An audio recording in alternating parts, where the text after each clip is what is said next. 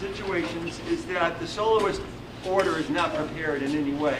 The improvisations you'll probably know are improvised, truly. They're not memorized or anything like that. So these guys will be improvising just like you saw with level 1. But they'll also be deciding who's going to solo next. So we've chosen the first soloist, and you notice them looking around and passing the soloist, hopefully to the person that is least prepared, to make for a more exciting evening. So watch for that. It makes it a lot more fun to do that. Okay. Yeah, it's cold in here, isn't it? Yeah, it's the weather. Okay. So I'm going to draw this two. Verse 2.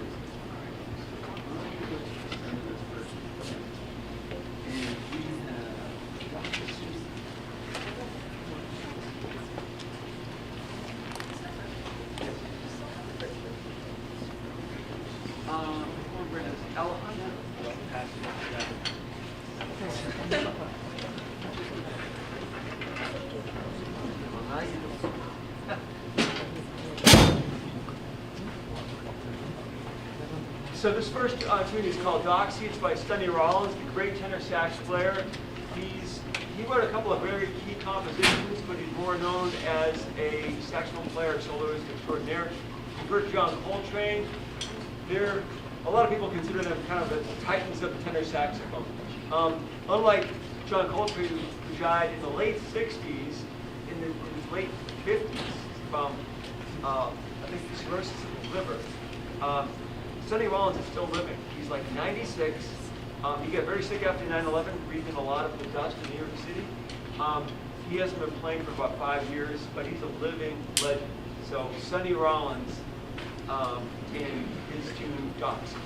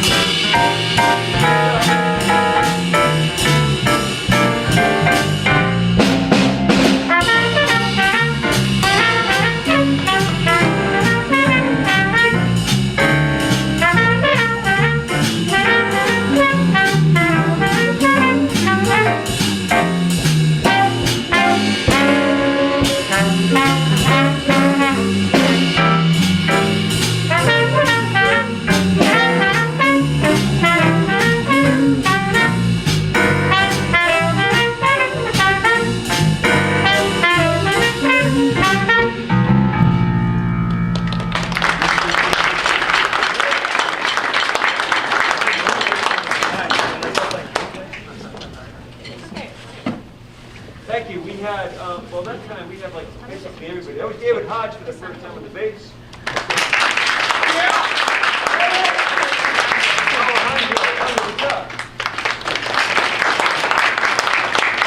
Simon on the piano.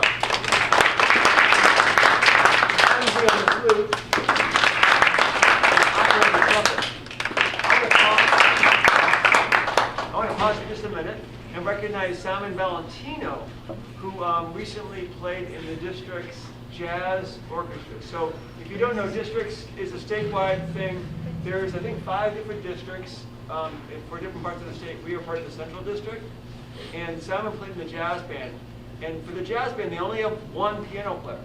So Simon was able to be the 1 piano player in all of Central Districts. And I saw him in the concert at Phoenix Hall on last Saturday with everybody else.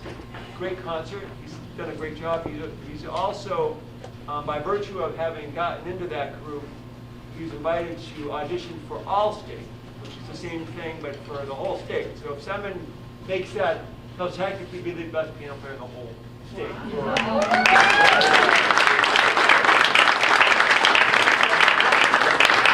So, all for Simon. He's practicing hard, and he's laughing. Okay, maybe he's not practicing. I don't know. But we're rooting for him nonetheless. Yeah. And we're going to feature him on this next song. This is called Wave. It's by Antonio Carla Jabin. Right? Am I wrong? It's Green Dolphin. Oh, Green Dolphin. Okay, so this feature's way early. I'm sorry. Well, we're going to be playing Wave after this song. This next one is, actually Green Dolphin Street, my last drum piece. And Green Dolphin Street is by Bronislaw Kaper, I think. And this was from a movie from the 1940s. I never have seen it. I'd like to see it sometime. It's a great song, and he's one of many Russian Jews that was basically chased out of Europe probably 100 years ago. And a lot of those people ended up in Hollywood writing for movies. So they have all this amazing, like, really highly trained Russian composers, in this case, writing for Hollywood movies. And this is one of the songs he wrote. Beautiful composition, great chord progression for jazz players, interestingly. So we hope you enjoy On Green Dolphins.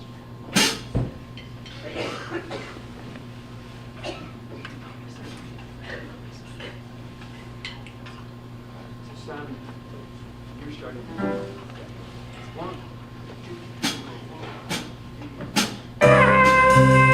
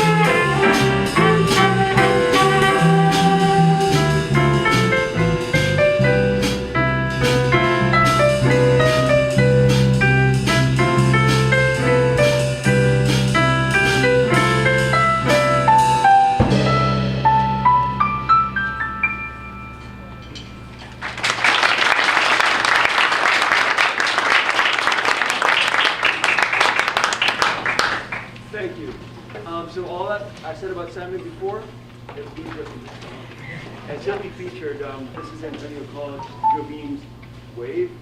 One thing I didn't mention about this song is that it's a bossa nova, and a lot of Brazilian bossa novas are very chill and nice to listen to, very relaxing. If you like relaxing music, listening to 1960s bossa novas is a great way to go. Interestingly, the chord progressions are usually quite complex. So it sounds chill and relaxed, and you're just like having a great time, but if you dig into the chords, they're going all over the place. So to play them can be very challenging. Yeah, you have confirmation. So.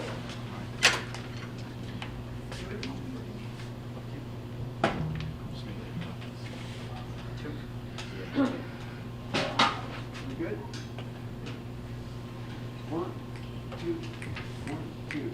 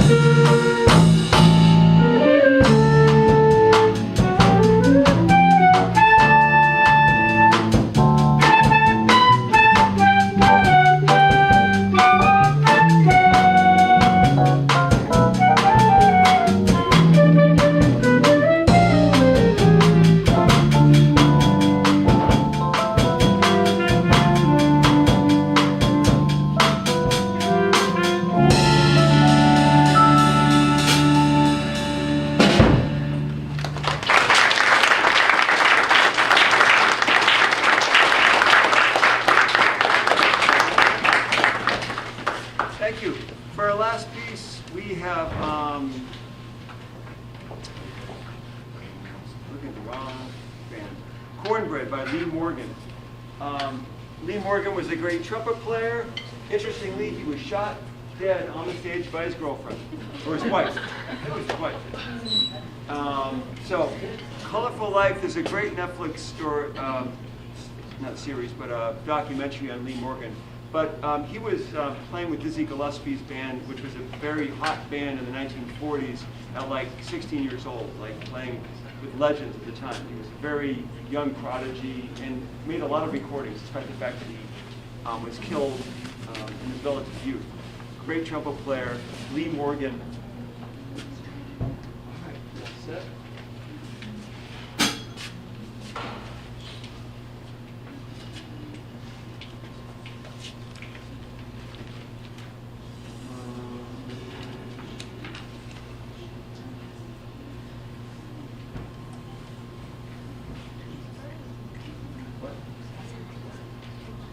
Yeah, same question you're gonna play first. One.